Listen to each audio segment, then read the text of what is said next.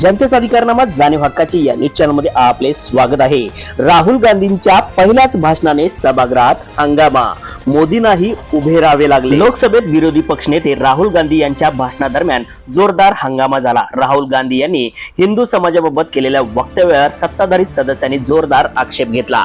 स्वतः पंतप्रधान नरेंद्र मोदी यांनीही उभा राहत नाराजी व्यक्त केली। राहुल गांधी भाषणादरम्यान म्हणाले, इस्लामामध्ये म्हटले आहे की घाबरू नका, गुरु नानक यांनीही घाबरू नका सांगत सत्य आणि अहिंसेचे महत्त्व सांगितले आहे।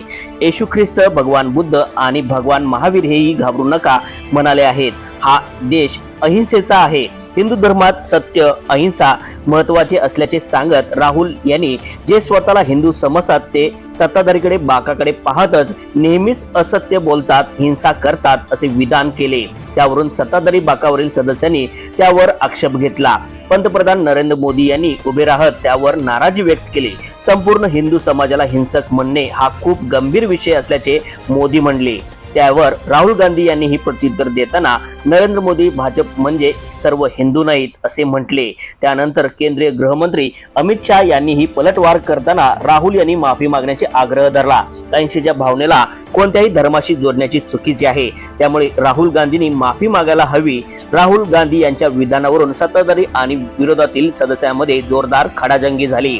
सत्ताधारी सदस्यांनी राहुल गांधींनी माफी मागण्याची माग सातत्याने केली, तर विरोधी बाकावरील सदस्यांकडून राहुल गांधी यांची बाजू उचलून धरल्याचे बराच वेळ मोठा गदारोळ सुरू होता। न्यूज चॅनल नेटवर्क सह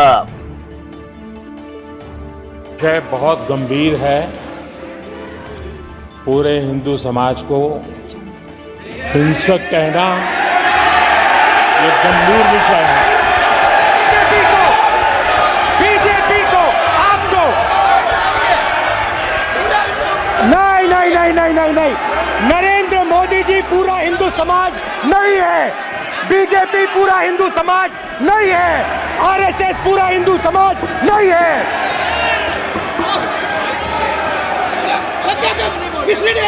जनतेचा अधिकारनामा जाणीव हक्काची या न्यूज चॅनलला लाईक, शेअर व सबस्क्राईब करण्यास विसरू नका व सदैव रहा अपडेट। जाहिराती व बातमीसाठी आजच न्यूज चॅनलशी संपर्क साधावा। 80 87 820 897।